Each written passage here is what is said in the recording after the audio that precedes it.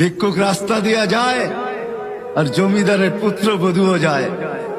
একজন সামনের থেকে আসতেছে, একজন সামনের দিকে যাইতেছে। দুইজনের ক্রসিং এর সময় ভিক্ষুকের গায়ের কাদা জমিদারের পুত্রবধূর গায়ে লেগে গেছে। সে দুনিয়া আন্ধার করে ফেলছে, স্বামীকে ডাইকা নিয়ে আসছে, বলছে ভিক্ষুক আমার কাপড় নষ্ট করে দিছে। সে শুধু ভিক্ষুক ছিল না, বৃদ্ধ ছিল। বৃদ্ধ ছিল না শুধু, জীর্ণ ছিল, শীর্ণ ছিল। শরীরে কাপড় ছিল না, ফাটা চিরা কাপড় ছিল। পায়ে জুতা ছিল না, পেটে ভাত ছিল না। জমিদারের পুত্র সইতে পারে নাই, যৌবনী শক্তি সয় তো সয় কি কইরা।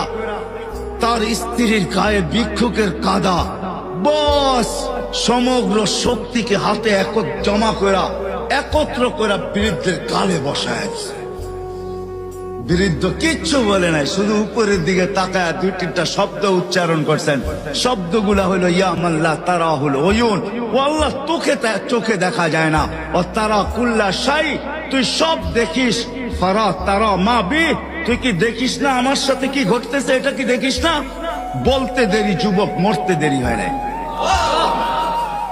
জমিদার চলে আসছে, প্রতিশোধ নিবে। বৃদ্ধের একদিকে মুস্কি হাসি, একদিকে বলতেছে প্রেমের খেলা এমনই হয়। জিজ্ঞাসা করছে কিসের প্রেমের খেলা রে? বলছে ওর প্রেমিকার গায়ে আমার কাদা লাগছে, পায়ের কাদা লাগছে, ও সইতে পারে নাই। যৌবনী শক্তি দিয়ে আমার বৃদ্ধ গালে বসায় দিছে। আমাকেও একজন ভালোবাসে, সেও সইতে পারে না, সেও সইতে পারে না। ও তো থাপ্পড় দিয়া ক্ষান্ত, সে জান নিয়ে নিছে, জান।